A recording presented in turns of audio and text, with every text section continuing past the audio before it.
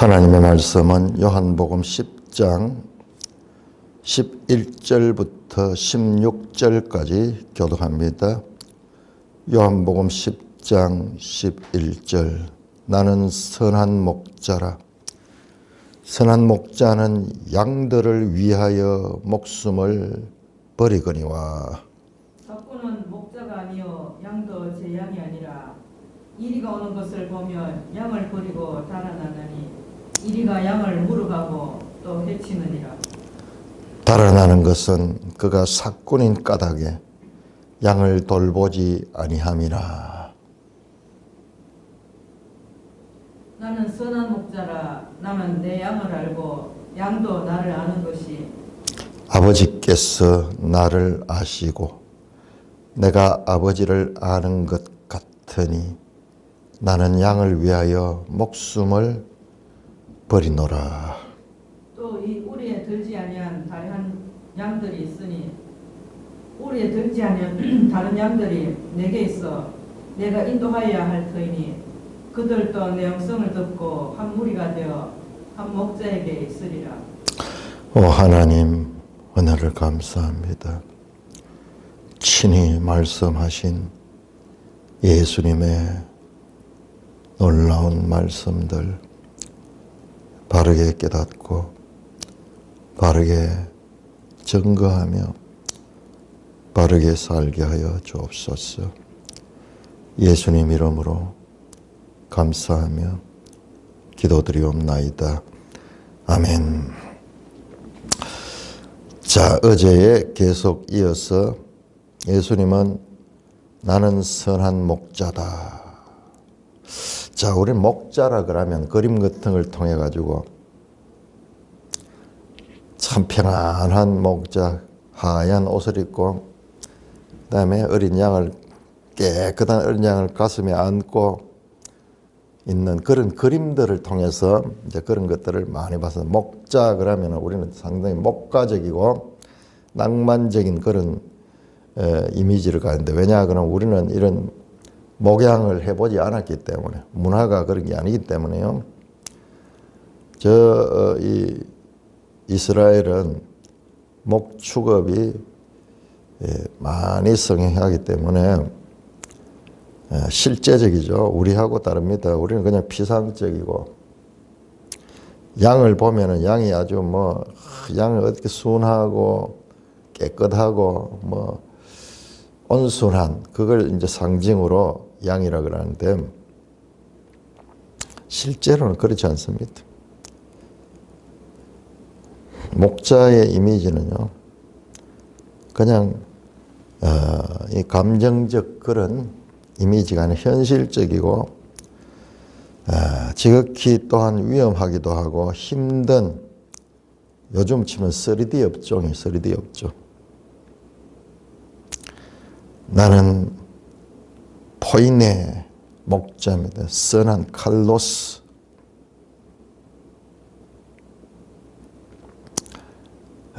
나는 선한 목자다. 에고 에이미 호 포인의 칼로스. 선한 목자는 양들을 위하여 목숨을 버리기까지 한다. 그리고 목자가 얼마나 위험한 일입니까? 양들을 돌보는데 거기에 목자의 본분이 있다. 삭구는 목자가 아니요 양도 제 양이 아니다. 자, 선한 목자와 대비되는 삭군 목자. 자, 이 목자 이 비유를 하시는 배경에는 어제도 말씀드렸지만 마카비 시대의 수전절 절기에 이 에스겔 34장 선한 목자와 악한 목자에 관한 예언의 말씀을 하프타라로 그 수전절에 읽는 하프타라 본문으로 사용하는 예수님 지금 그 말씀을 하시는 거예요. 그 말씀을 친히 하십니다. 사꾼 목자는 앞에서도 나왔죠. 절도요 강도 1절 후반절에 8절에도 나오죠. 나보다 먼저 온 자는 다 절도요 강도니 양들이 듣지 않았다.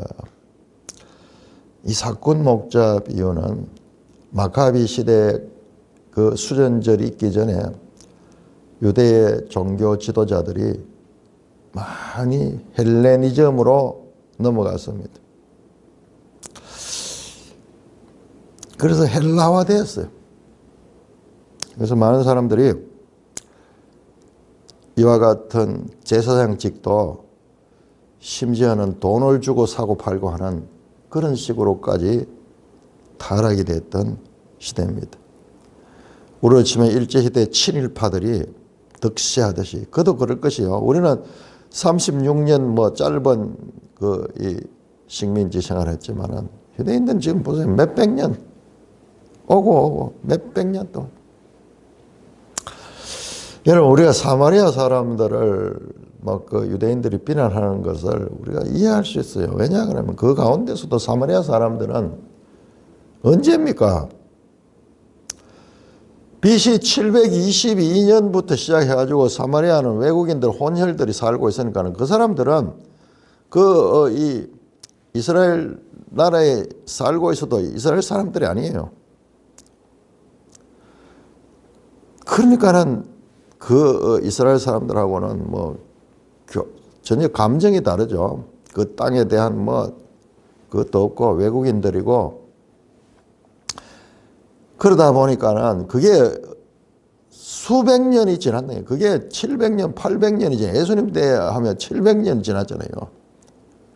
그러니까는 그 당대 유대인들이 사마리아인들을 멸시하고 지금 우리나라 이 한반도에도 지금 저 전라도 사람들하고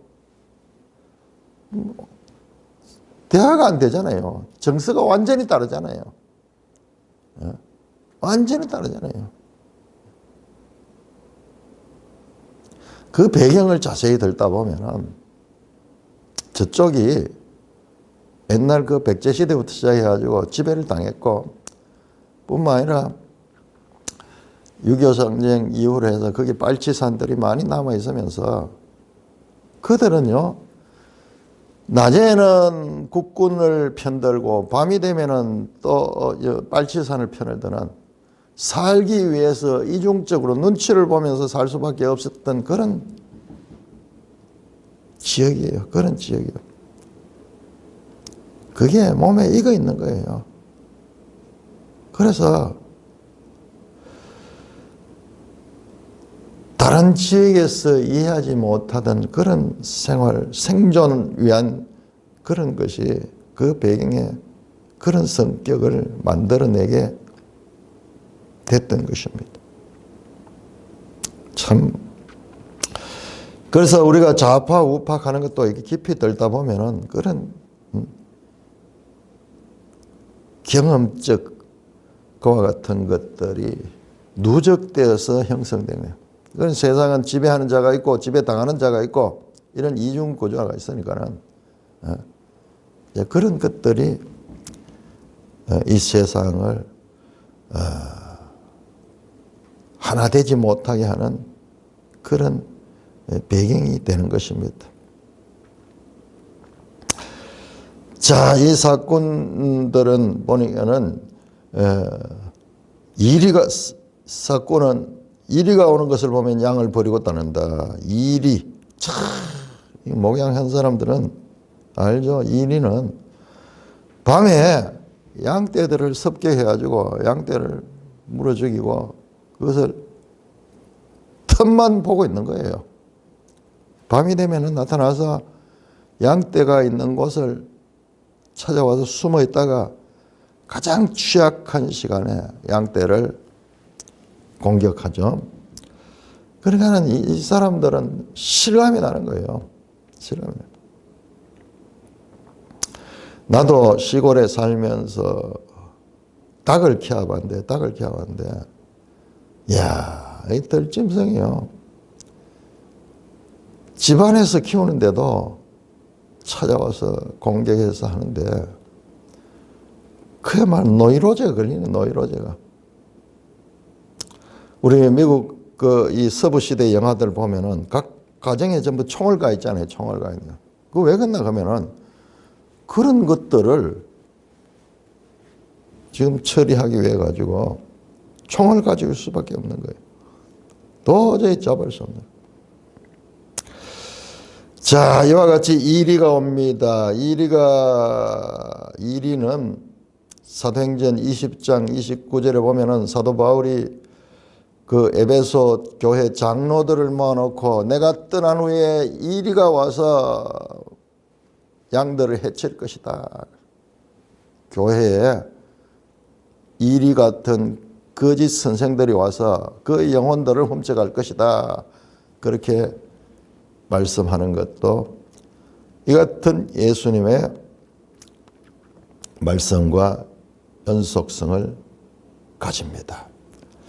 자, 이런 내용도 전부 다 에스겔 34장 12절에서 16절에 나오는 내용이에요. 나오는 악한 목자가 하는 일이에요. 그가 양이 다 피해를 당하도록 자기가 살기 위해서 양을 버리고 달아나는 것은 그가 삭군인 까닭에 양을 돌보지 아니함이라. 자, 이 목자에 관한 말씀은 스가랴 11장 16절 17절에 나옵니다. 목자에 관한 것. 삭군 목자는 그러지만은 나는 선한 목자다. 나는 선한 목자다. 11절. 그리고 14절 나는 선한 목자다. 그 안에 삭군 목자의 내용이 나오는 거예요. 선한 목자, 선한 목자, 그 안에 삭군 목자, 악한 목자가 나옵니다.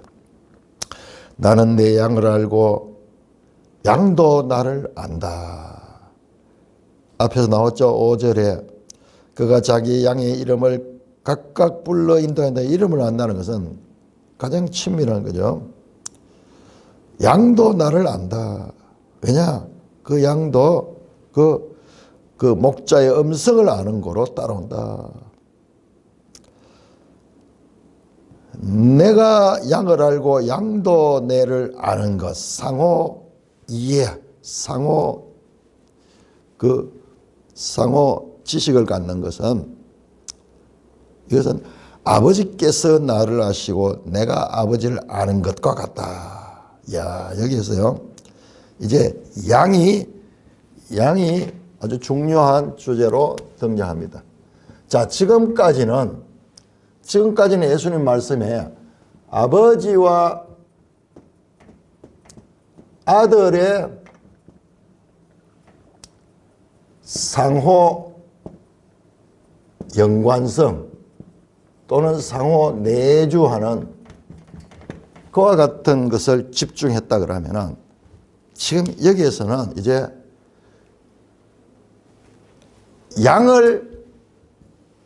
양과 아들과 양의 상호 연관성을 말합니다. 그런데 아들과 양의 상호 연관성은 아버지와 아들의 상호 연관성과 연결이 된다.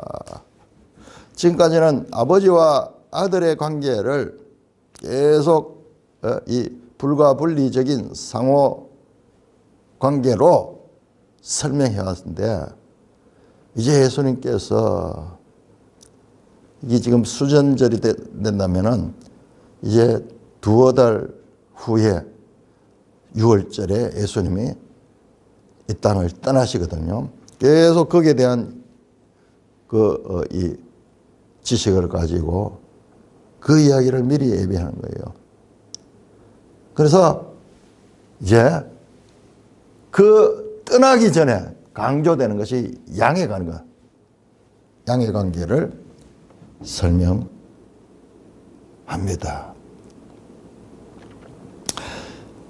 자, 나는 내 양을 알고 양도 나를 아시니 아버지께서 나를 아시고 내가 아버지를 아는 것과 같다. 아버지와 아들의 그 관계처럼 아들과 양의 관계가 이제 중요하게 선포되고 있습니다. 나는 양을 위하여 목숨을 버리노라. 이제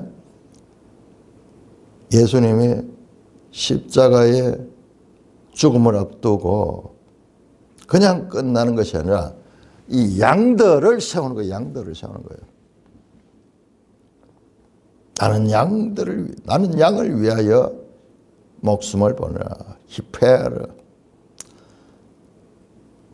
또, 자, 여기에서 양이 등장하고 또 다른 양이 나오는데 우리에 들지 아니한 다른 양. 자, 이 양은 유대인들 가운데서 자기 백성 가운데 나지만은 그러나 이 양들과 다르게 우리 밖에 있는 양들. 자, 이것은 장차 교회를 갈 교회. 이거는 이방인들 가운데 목자의 음성을 듣고 목자에게로 나오는 자들이 있다는 것을 말씀합니다. 자, 지금까지는 이스라엘 중심이었는데 이제 우리 밖의 양들에 대한 말씀이 나오기 시작합니다. 야, 우리에 들지 않는다. 내게 있어 내가 인도해야 할 테니 그들은 내 음성을 듣고 한 무리가 되어 한 목자에게 있으라. 이 목자에게 아들이 목자죠. 나는 선한 목자예요. 목자 안에 목자에게 우리 안에 있는 양들과 우리 밖에 있는 양들 그들이 다 한 무리가 되어 한 목자에게 있으라. 유대인이나 이방인이나 헬라인이나 유대인이나 차별 없이 교회를 통하여 한 하나님 한 목자이신 예수님을 섬기며 살아가는 교회 시대를 말씀하고 있는 것입니다. 그것이 언제 일어나냐? 목숨을 버린 후에 십자가 사건 이후에 우리에 들지 아니한 다른 양들도 우리에 있던 양들과 한 무리가 되어 한 목자에게 있을 것이다. 자, 십자가 이후에 일어날 그와 같은 현상에 대해서도 말씀하기 시작합니다.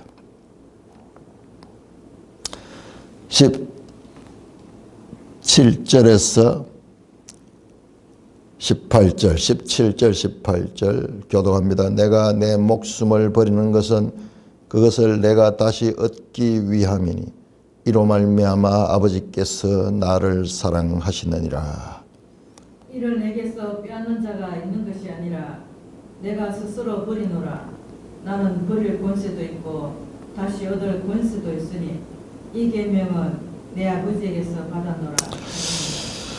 또 아버지와 아들의 관계를 지금 말씀하죠. 이제 예수님이 목숨을 버린다. 이제 계속 그 이야기가 나오는 거예요. 목숨을 버린다.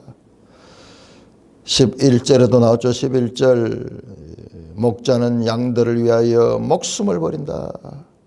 16절에도 나는 양을 위하여 목숨을 버린다. 17절에도 내가 목숨을 버린 것은 내가 그것을 다시 얻기 위함이니 이로 말미암아 아버지께서 나를 사랑하시느라. 자, 예수님의 이 목숨을 버리는 것은 그 목숨을 다시 얻기 위한 것이다. 이게 뭐냐? 예수님이 죽음으로 끝나는 것이 아니라 부활하실 것을 말씀하시고 뿐만 아니라 부활 성천, 보좌 우편까지 이르는 성귀하심을 지금 말씀합니다. 이로 말미암아 아버지께서 나를 사랑한다. 이것은 아버지와의 아들과의 상호 사랑의 관계에서 일어나는 일이다. 18절 이를 내게서 빼앗는 자가 아니라 이거 뭐냐 목숨을 버리는 것. 목숨을 버리는 것. 이를 내게서 빼앗는 자가 있는 것이 아니라 내가 스스로 버린다. 나는 버릴 권세도 있고 다시 얻을 권세도 있으니 이 계명은 내 아버지에게서 받았노라. 예수님이 십자가에 달려 죽으신 것은 저 유대인들의 잔악한 깨와 그리고 빌라도와 그리고 로마 군병들이 합작을 해가지고 가야바와 그 헤롯 군대 그리고 이와 같은 모든 무리들이 합작해서 예수님을 죽이는 것 같지만은 그게 아니에요. 예수님은 스스로 자기 목숨을 양들을 위하여 버리시는 것입니다. 예수님께서 의지를 가지고 있으면은 그들이 예수님을 십자가에 못 박을 수 없습니다. 앞에서 나왔죠. 잡고자 하나 그러나 아무도 손을 댄 자가 없었다. 돌로 치려 하나 칠 수 없었다. 왜? 이는 그의 때가 아니기 때문에. 그의 때가 아니기 때문에. 예수님은 하나님의 스케줄을 따라서 일하시고 행동하시는 분이지 사람에 의해서 좌우되는 분이 아니에요. 하나님의 스케줄이 어디냐? 바로 6월절 양 잡는 날. 그 구약적 배경에 예수님께서 이제 잡히기 시작해서 6월절에 돌아가시는 그 하나님의 시간표에 맞추는 거지. 우리가 그런 배경을 모르면은 예수님이 사람에 의해서 목숨을 빼앗겠다고 생각하는 건데 그것은 부족한 것입니다. 예수님이 권세를 가지고 일을 한다. 이 계명은 내 아버지께 받았다. 계속 아버지와 아들의 상호 영광 관계를 말씀하시죠. 말씀합니다. 자, 19절에서 21절 교독합니다. 19절 이 말씀으로 말미암아 유대인 중에 다시 분쟁이 일어나니 그 중에 많은 사람이 말하되 그가 귀신 들려 미쳤거늘 어찌하여 그 말을 듣느냐 하며 어떤 사람은 말하되 이 말은 귀신 들린 자의 말이 아니라 귀신이 맹인의 눈을 뜨게 할 수 있느냐 하더라. 자, 예수님이 말씀하시고 나면 항상 상반된 반응이 따라 나오죠. 7장 43절, 7장 20절, 7장 46절, 8장 48절, 8장 52절, 9장 16절 항상 두 무리가 서로 논쟁하거나 서로 반대 의견을 가지고 있는 장면을 보여줍니다. 그러니까 이 영화 감독이 영화를 찍으면서 예수님 찍고 그 다음에 군중들 반응을 보여주는 반응을 보여주는 반복적으로 그렇게 함으로 그 말씀을 듣고 예수님을 긍정적으로 생각하는 자들과 부정적으로 생각하는 자들이 오늘날 우리 이 땅에 같은 백성들 가운데도 참 어떻게 절묘하게 반반이 있어. 반반. 좌파 우파가 반반이 있어. 반반. 그래서 좌파가 정권 잡기도 하고 우파가 잡기도 하는데 지금은 비정상이에요. 지금은 좌파만 모든 게 다 이기는 거예요. 이게 있을 수 없는 거예요. 이게. 지금까지 그런 적이 없었어요. 절묘하게 왔다 갔다 하는데 지금부터 되어지는 거는 그렇지 않아요. 이건 정상이 아니에요. 그러면서 이제 논쟁이 일어나고 있습니다. 또한 예수님에 대해서 미쳤다 그러면 귀신 들렸다 미쳤다 그런 말씀도 동시에 나타나고 있습니다. 자, 10장 22절에서 23절까지 교독합니다. 10장 22절 예루살렘의 수전절이 이르니 때는 겨울이라. 예수께서 성전 안 솔로몬 행각에서 거니시니 유대인들이 에워싸고 이르되 당신이 언제까지나 우리의 마음을 의혹하게 하려 하나이까. 그리스도이면 밝히 말씀하소서. 자, 예루살렘의 수전절이 이르니 때는 겨울이라. 예수께서 성전 안 솔로몬 행각에 거니셨다. 자, 우리 지도 한번 볼까요? 지도 129쪽 127쪽 보면 돼요. 127쪽.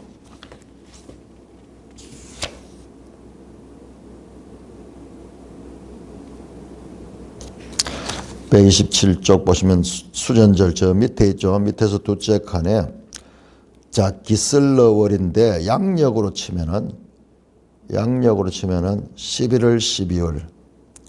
12월 그러면 이제 겨울입니다.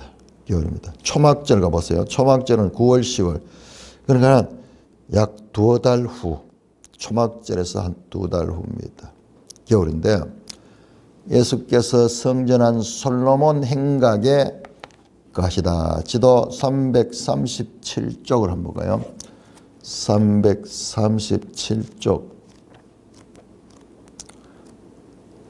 자, 지도를 보시면 337쪽에 저 오른쪽 끝부분에 성전이 있죠. 성전. 1번, 2번, 3번 쭉 나오는 이 성전. 성전 가운데서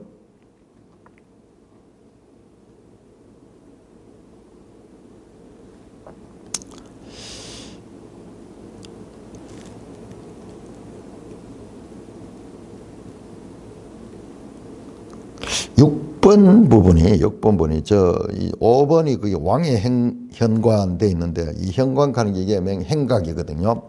이 뭐냐 하면은 기둥으로 돼 있고 한쪽 벽은 막혀 있어. 그러니까 지금 여기 왔는데 이게 지금 동쪽 벽은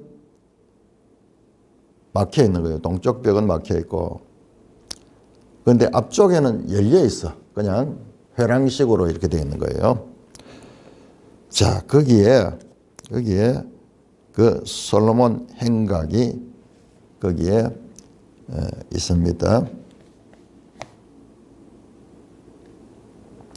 그러니까는 겨울이 추우니까는 바람을 피하고 행각하는 게 이게 헬라어로 스토아예요.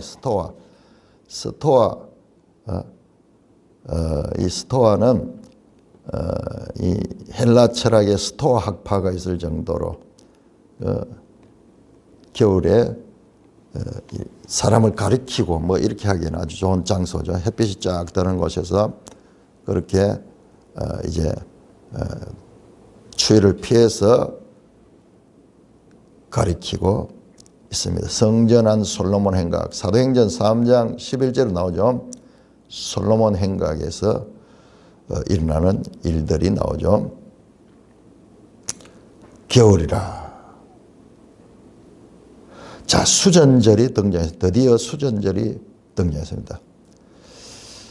초막절 한 3개월 정도 후, 그러니까 초막절에서 6월절까지가 6개월인데 그 중간 부분에 이제 자, 예수님은 지금 앞에서도 지금 떠날 때가 됐다, 목숨을 버린다 이야기하죠. 이 6월절에 버리는 거예요.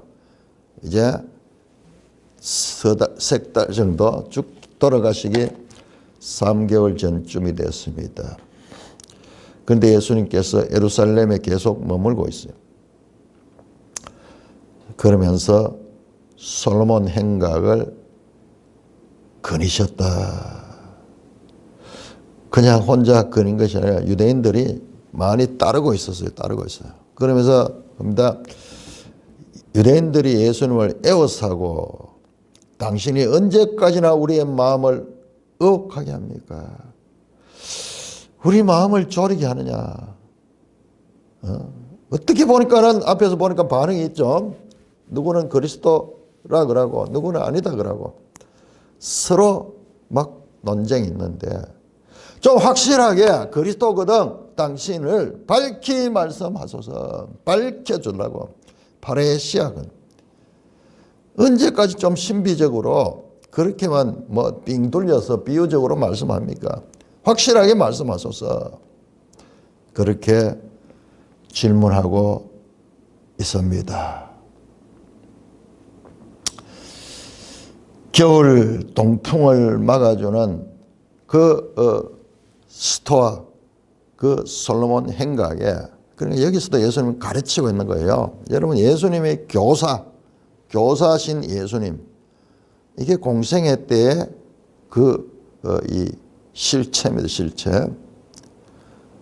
십자가에 죽으시고 우리를 대속해 주시는 하나님의 아들 즉 그리스도의 면뿐만 아니라 이 땅의 공생애 동안도 교사로서 가르치고 이 가르침을 따라서 사도 바울이고 뭐고 이게 전부 여기서 나온다 하는 것을 우리가 앞에서 확인했잖아요.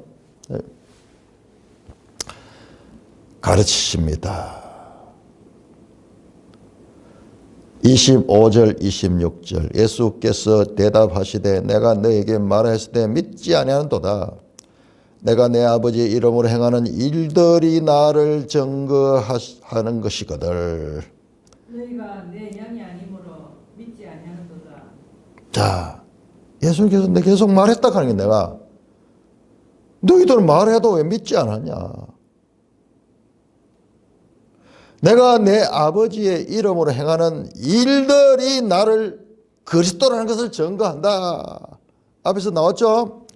5장 36절 예수님을 증언하는 것이 4개 있는데 첫째가 세례 요한이고 둘째가 예수님이 행하시는 그 일 그 자체 하시는 역사 그 자체가 바로 하나님의 아들이신 것을 나타내는 것이고 내 아버지께서 친히 나를 증거하시고 그 다음에 또한 성경이 내게 대하여 증거한다. 이렇게 사중적인 증거가 있다고 그렇게 가르쳐도 무슨 말인지 못 알아듣고 계속 또 말해달라고 하는 거예요. 우리 앞에서 봤죠. 9장에 나면서 맹인됐던 그자에게 유대인들이 계속 누가 너를 낫게 했느냐 어떻게 낫게 했느냐 계속 묻잖아요. 믿지 않는 거예요. 믿지 않는 거예요. 아니 예수님이 오셔서 내 눈에 진흙을 바르고 실로암에 가서 씻으라 해서 나섰다. 근데 말을 믿지 않아요. 그래서 당신이 내가 말해도 자꾸 그걸 들으려고 하는 거예요. 당신도 예수의 제자가 되려 합니까? 그럴 정도로 지금 이들도 계속 예수님은 지금 에고 에이미 나는 무엇이다 나는 누구다 나는 누구다 계속 자신을 지금 하나님으로 드러내고 있는데도 믿지 않는 거예요. 내 아버지의 이름으로 행하는 일들이 나를 증거한다. 태어나면서부터 맹인된 자를 고치고 30편 된 병자를 말씀으로 고치고 오병이어의 기적을 행하고 그 풍랑이는 갈릴리 바다를 걸어서 배에 오르시고 하는 예수님의 표적들 그 표적, 일이 이게 표적이에요. 그것들이 내가 하나님의 아들이며 내가 하늘로부터 왔다는 것을 증거하는 그와 같은 증거인데 너희가 계속 나한테 그리스도인지 밝히 말해달라고 하는 것은 내 양이 아니므로 믿지 아니한다. 내 양은 내 음성을 듣고 나도 그의 이름을 안다. 그런데 너희가 내 이 말을 듣고도 믿지 아니하고 보고 듣고도 믿지 않은 것은 너희들이 내 양이 아니다. 그러면서 다시 10장 1절에서 10절까지입니까? 14절까지 그 말씀했던 양과 목자의 그 이유를 말씀을 여기서 또 하고 있습니다. 자, 27절에서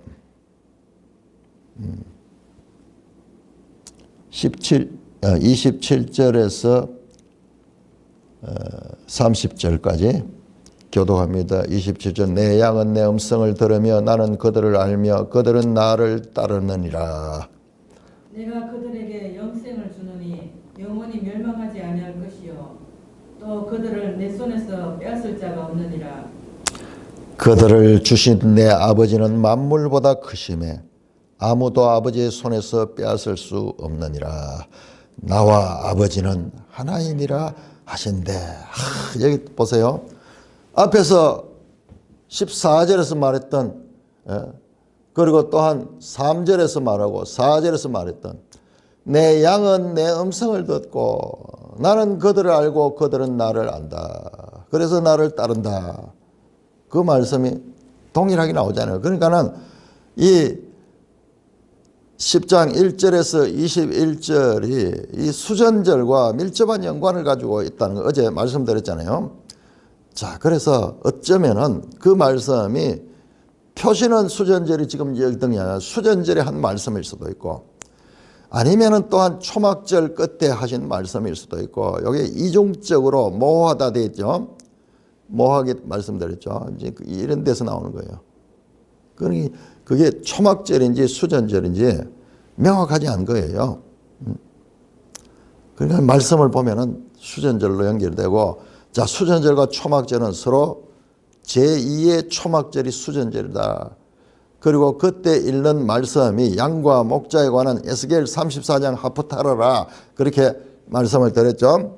자, 그것을 여기서 또 확인할 수가 있습니다. 자, 거기에서 이제 말씀하지 않았던 내용이 더 밝히더랍니다. 28절에 양은 나를 알고 나도 그를 안다. 그 다음에 내가 그 내 양들에게 뭐냐 영생을 준다. 영원히 멸망하지 않는 거야. 그들을 내 손에서 빼앗을 자가 없다. 이제 또다시 양에 관해서 강조가 되고 있습니다. 자, 지금까지는 아버지와 아들의 관계만 강조됐는데 지금은 이제 목자로서 양에 대해서 아버지와 아들의 관계처럼 아들과 즉 목자와 양의 관계가 그러하듯이 이제 양에 대해서 스포트라이트가 비춰지기 시작하십니다. 예수님이 이 땅에 양들을 위하여 목숨을 버리게 되면은 이제 많은 양들이 그 목자를 따르게 될 것을 지금 염두에 두시고 하시는 말씀입니다. 내 양들은 그들에게 내가 영생을 준다. 영원히 멸망하지 아니한 것이요. 또 그들을 내 손에서 빼앗을 자가 없다. 어떤 이리도 빼앗아갈 수 없다. 함은 택한 자, 함은 부른 자는 사람이 이리가 와서 빼앗을 수 없는 그와 같은 것임을 말씀하십니다. 뿐만 아니라 그들을 주신 내 아버지는 만물보다 그들 누구면 내 양을 누가 주셨느냐? 아버지께서 주셨다. 만물보다 크심에 아무도 아버지의 손에서 빼앗을 수 없다. 내 손에서 빼앗을 수 없는 것은 내 아버지의 손에서 빼앗을 수 없는 것과 동일한데 상호 연관성이죠. 아들과 아버지의 상호 연관성.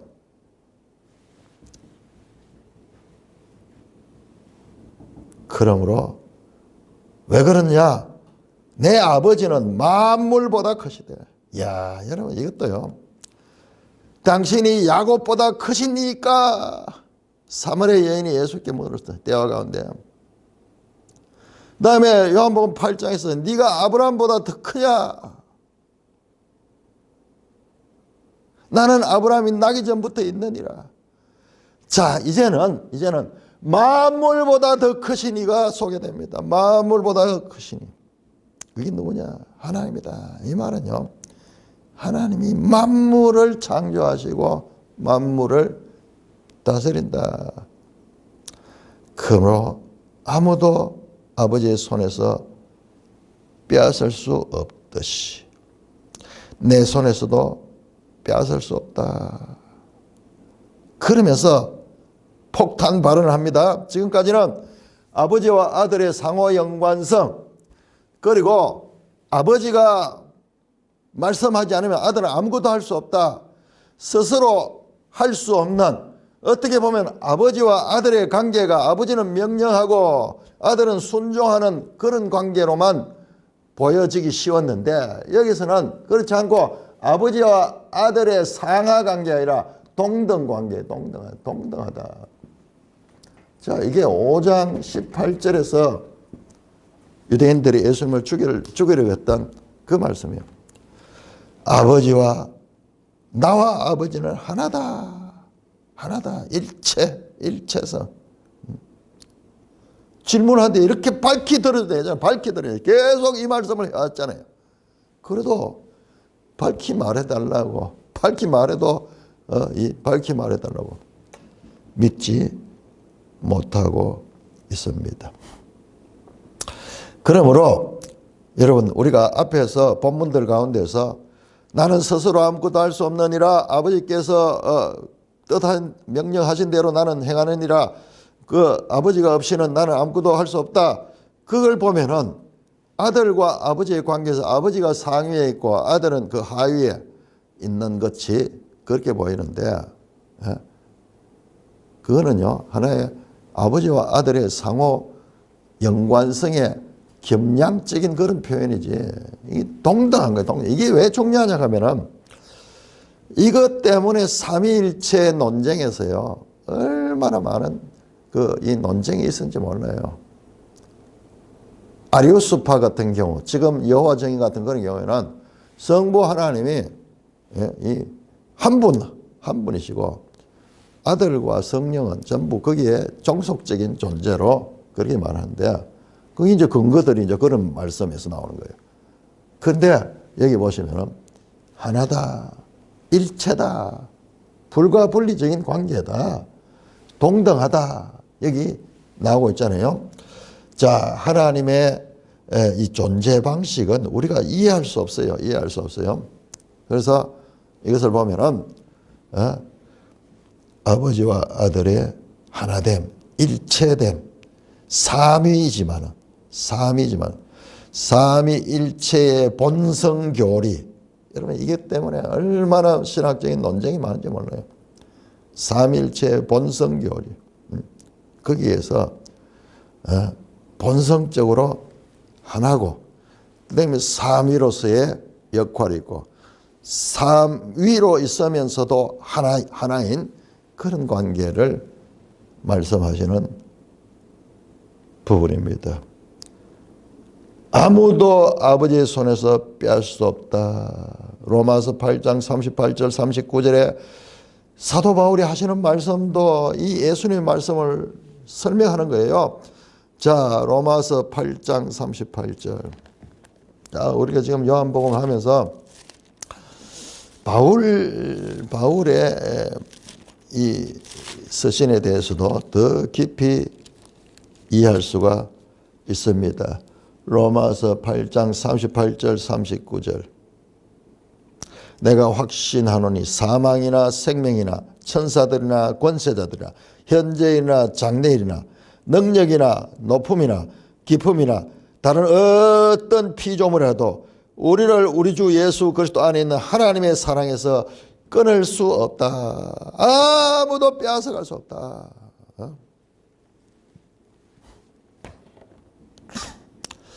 자, 이렇게 그들의 질문에 대해서 밝히 말씀하소서 해서 밝히 자신을 계시했습니다. 자, 그러자 다시 유대인들의 반응이 나옵니다.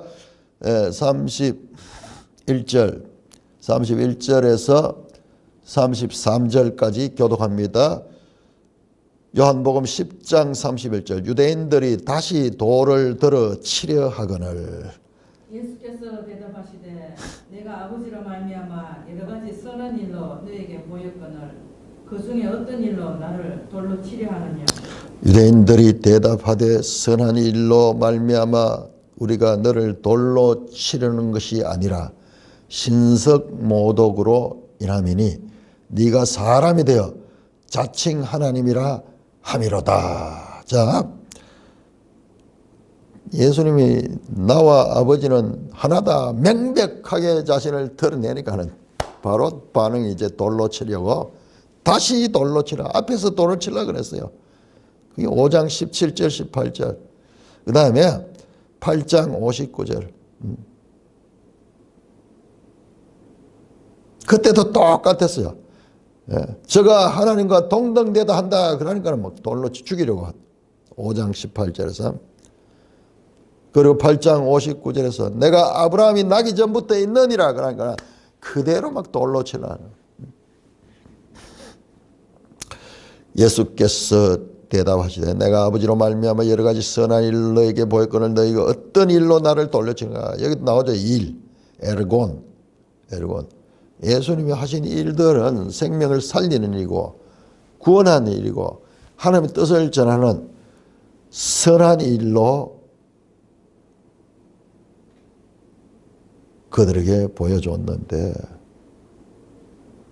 그런 그 일이 아니고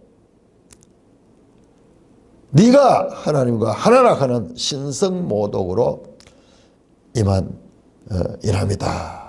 네가 사람이 되어 자칭 하나님이라 합니다. 신성모독이는 네가 사람이에요. 네가 하나님이라고. 네가 하나님과 하나라고. 결국 그렇다면 네가 하나님이라는 말이 아니냐. 자, 이렇게 유대인들이 예수님께 격분하며 돌로 치려하고 있습니다. 그러나 놀랍게도 이들이 예수님을 치려고 하는 그 이유, 사람이 되어 자칭 하나님이라 하는 그 말씀은 그들이 지금 하고 있는 말이지만 이게 진리잖아요. 이게 바른 말이잖아요. 바른 말. 이게 계속 나와요. 아이러니하게. 그들은 비난하는 말로 하는데 그게 사실이야. 34절에서 38절까지 교독합니다. 34절 예수께서 이르시되 너희 율법에 기록된 바 내가 너희를 신이라 하였노라 하지 아니하였느냐. 성경은 피하지 못하나니 하나님의 말씀을 받은 사람들을 신이라 하셨거든. 하물며 하나님께서 거룩하게 하사 세상에 보낸 자가 나는 하나님의 아들이라 하는 것을 너희가 어찌 신성모독이라 하느냐. 내가 만일 내가 내 아버지 일을 행하지 아니하거든 나를 믿지 말려니와. 내가 행하거든 나를 믿지 아니할 자도 그 일은 믿으라. 그러면 너희가 아버지께서 내 안에 계시고 내가 아버지 안에 있음을 깨달아 알리라. 자, 그러면서 이들에게 예수님께서 변론합니다. 시편 82편 82편 6절을 인용합니다.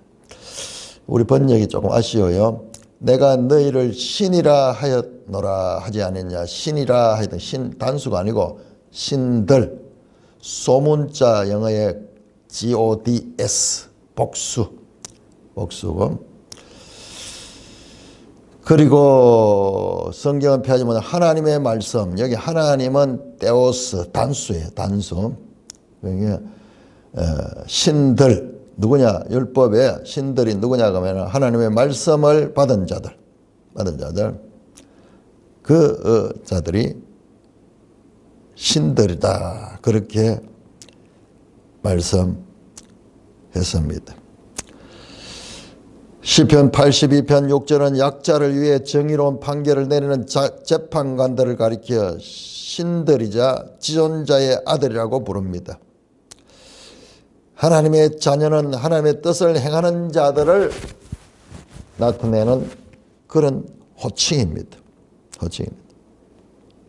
자, 성경에도 그런 말이 있는데 사람들 가운데서도 하나님의 뜻을 따라 심판한 자들을 신들이다 또는 신들의 자녀라고 말씀하는데, 하물며 아버지께서 거룩하게 하사 세상에 보는 자가 나는 하나님의 아들이라 하는 것은 너희가 어찌하여 신성하냐. 사람들도 그랬는데 나는 하늘에서 하나님의 보냄을 받은 그리고 하나님께서 나를 거룩하게 하사 세상에 보내신. 자, 여기 거룩하게 하다 하기오스, 요게 수전절에 사용되는 의미. 수전절이 그 더러워진 성전을 거룩하게 성별했잖아요. 성별했다. 그 말씀으로 사람들도 성경에서 신들이라고 하는 표현이 있는데 성경을 그걸 피할 수 없어.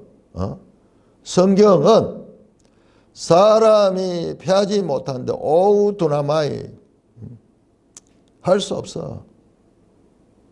성경은 진리의 말씀이야. 그래서 너희가 성경을 연구하고 성경을 삶과 신앙의 신조로 여기고 있지 않냐. 성경에 그렇게 나와 있어. 그런데 하물며 아버지께서 거룩하게 해서 세상에 보낸 자인 내가 하나님의 아들을 하는 것은 너희가 어찌 신성 못하겠냐. 만일 내가 내 아버지의 일을 행하지 않은 나를 믿지 않을거나 나를 행하거든 나를 믿. 여기 또 나오죠. 일이 나오죠. 에르곤 앞에 나왔죠. 내가 행하는 일들이 나를 증거한다. 내가 존재 자체가 내가 하나님을 드러내는 거야. 하나님이 일을 하는 거야. 성육신 하셔서 이 땅에 오심과 이 땅에 기적을 행하시고 말씀하시고 가르치는 이 모든 것들이 바로 내가 하나님의 아들임을 증거하는 거야. 내가 그러니까 뭐 나사렛 사람이라고 내가 믿지 않는다 그러면은 좋다. 그러나 그 일들은 믿어라. 그러면은 너희가 아버지께서 내 안에 계시고 내가 아버지 안에 있는 것을 깨달아 알리라. 또 나오죠. 아버지와 아들의 상호 내주. 여기서 상호 연관, 상호 내주. 아버지가 내 안에, 내가 아버지 안에. 그래서 내가 하는 일들은 아버지께서 하시는 일이다. 39절입니다. 39절. 그들이 다시 예수를 잡고자 하였으나 그 손에서 벗어나 나가시느라. 자, 이러니까 이들이 지금 요한복음이 좀 멋있어요. 뭐냐 하면 이 표현이 길게 이렇게 설명하지 않고 딱 다시 잡고자 했으나 그 손을 벗어났다. 요 한 절로 그 분위기를 짤막하게, 그러면서도 이 긴장감 있는 독자들의 이 상상력을 발휘시키는 그런 말씀으로 그 위기를 벗어납니다. 다시 요단강 저편 요한이 처음으로 세례 베풀던 곳에 가서 거기 거하시니 많은 사람이 왔다가 말하되 요한은 아무 표적도 행하지 않았으나 요한이 이 사람을 가리켜 말한 것은 다 참이라 하더라. 그리하여 거기서 많은 사람이 예수를 믿으리라. 자, 이렇게 40절에서 42절은 따로 좀 분리를 했으면 단락을 이 39절은 앞으로 붙이고 그래야 돼요. 왜냐 그러면은 이제 예수님께서 다시 요단강 저편 요한이 처음으로 세례 베풀 곳이었다. 이게 어디입니까? 1장 28절 나오면은 베다니에서 세례를 베풀 베다니. 자, 그런데 요 베다니는 이제 베다니가 11장에 나옵니다. 11장에. 자, 11장 한번 보세요. 11장 어떤 병자가 있으니 1절에 보니까 베다니에 사는 나사로라. 이 베다니가 아니에요. 자, 요한이 처음으로 세례를 베푸는 거 1장 28절 한번 볼까요? 1장 28절.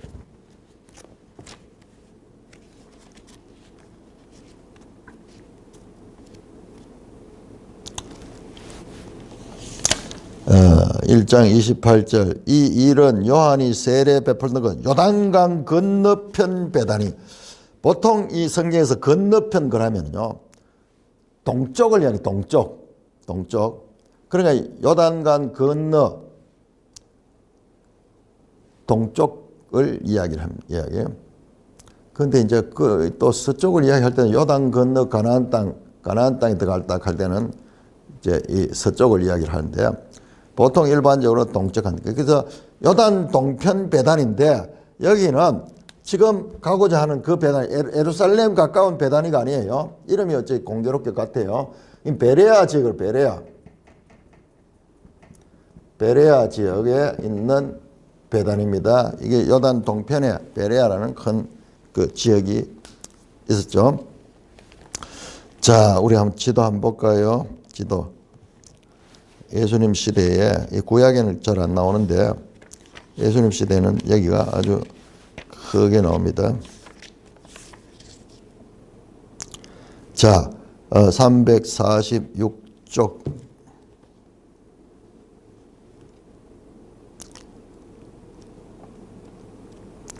자, 334쪽. 334쪽이 더 잘 나오네요. 334쪽. 자, 여기 보세요.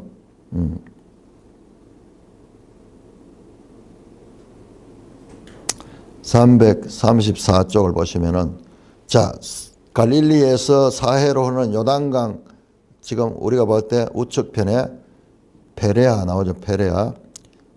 이 지역이에요. 이 지역. 페레아 지역. 자, 거기 보시면은, 저 페레아 지역 위쪽에 보시면은 에논 살렘 가는 곳이 있네요. 에논 살렘. 여기가 아마 예수님께서 세례를 베푼, 잠깐 이쪽이 세례 요한이 세례를 베풀기도 하고 했던 그 장소예요. 네? 세례 요한의 사역에 대해서 먼저 나오는 지도에 보면은 더 자세히 나오겠네요. 자, 나오네요. 314쪽. 잘 나오네요. 자, 보세요. 314쪽에 사해와 갈릴리 바다 중간에 요단강이 있고 우측편에 페레아 나오죠. 페레아.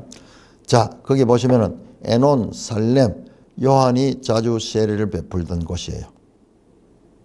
자, 이 장소와 베다니, 이 장소와 그 다음에 사해 쪽에 보세요. 사해 쪽에 그 베다니 나오죠. 예루살렘 바로 옆에. 자, 이거 장소가 다릅니다. 자, 여기도 베레아에 있는 베단이라는 곳입니다. 자, 그곳으로 가서 예수님께서 거하셨다. 예루살렘을 떠났어요. 예루살렘을 떠나서 이제 계속 잡아서 죽이려고 하죠. 돌로 치려 하고 계속 이와 같은 일들이 일어나고 있습니다. 자, 다시 요한이 처음으로 세례 베풀던 곳이다. 거기 가시다. 요한이 처음으로 세례 베풀던 곳, 예수님이 그곳으로 갔습니다. 지금 요한은 아마 죽었을 거예요. 지금 이때 돌아가셨어. 처형당해서. 그 장소로, 요한이 씨를 뿌려놓은 그 장소로, 거기로 갔습니다. 거기서 거하셨다. 메노 오랫동안 있었어. 적어도 한 달 이상, 뭐 2달도 될 수도 있고, 많은 사람이 왔다가 말하되, 참 많은 사람이 예수 소문을 듣고 찾아옵니다. 요한은 아무 표적도 행하지 않았으나 요한이 이 사람을 가리켜 말한 것은 다 참이라 하더라. 요한이 예수님의 길을 닦고 예수님을 예비했지만은 정작 그는 비참하게 이 죽임을 당했죠. 그런데 그 열매가 나옵니다. 요한은 아무 표적도 행하지 않아요. 요한이 이 사람을 가리켜 말하는 거예요. 요한은 일관되게 행기 요한이 행기 뭐냐 예수님을 소개한 거예요. 예수님을 세상 죄를 지고 하는 하나님의 어린 양이다. 그러면서 예수님을 소개했고 그는 흥하여야 되고 나는 쇠하여야 되리라. 그 말씀대로 요한은 지금 죽어서 있지만은 그 예수님은 지금 많은 사람들이 찾아 나와서 말합니다. 요한은 아무 표적도 행하지 아니했으나 표적은 하나님의 아들이 행하는 거예요. 그리고 요한이 표적하는 능력이 있더라도 그는 그걸 사용하지 않아요. 그의 메시지는 내 뒤에 오실 어린 양 그리고 메시아의 길을 예비하는 것이 자신의 역할이었다. 그렇지만 요한이 이 사람을 가리켜 말한 것은 다 참이라. 요한의 이 가르침이 진리로 인정을 받고 있습니다. 그래 거기서 많은 사람이 예수를 믿었다. 요한의 사역은 결코 허무한 것이 아니라 많은 무리가 예수님을 믿는 결과를 낳게 되었습니다. 자, 이제 크게 한번 봅니다. 크게 요단강으로부터 시작한 세례 요한의 그 예수님의 앞선 그와 같은 사역으로 다시 예수님이 돌아오심으로 시작했던 곳에서 이제 다시 마침이 됩니다. 절기 사이클이 끝이 나는 표시예요, 이게. 공적으로 마지막 장면이 여기서 됩니다. 자, 이제 공적으로 마지막 장면 가는 뭐냐. 이후로 나온 11장 이후는 예수님이 이 무리를, 백성들을 향하여 가르치는 내용은 없습니다. 전부 사적으로 개인적인 그런 일들이요. 나중에 이제 이 제자들의 발을 씻고 제자들에게 다락방 강화하고 이런 거는 전부 제자들과 사적인 그런 관계고 드러내놓고 이스라엘 백성들을 향하여 가르치는 것은 끝이 나고 있습니다. 이제 때가 될 때까지 이곳에 머무시게 됩니다. 지금은 겨울이죠. 이제 3달만 지나면 6월절이 되고 그때 하나님의 시간표를 따라 영광을 받으시기 위해 예루살렘에 나타날 것입니다. 오히려 이 베레아 광야에 많은 사람들이 와서 믿었습니다. 그러나 정작 예루살렘은 하나님의 아들을 죽이려고 하고 있고 추방하고 있는 모습을 보게 됩니다. 자, 이렇게 절기 사이클이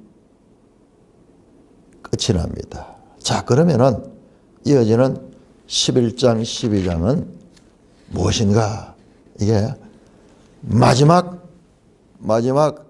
이 표적, 마지막 표적. 지금까지 했던 표적 능가하는 마지막 표적이 행해지는 그 사건이 기다리고 있으며 이 표적은 동시에 예수님의 십자가의 죽으심과 부활을 예표하는 사건이기도 합니다. 찬송가 32장입니다.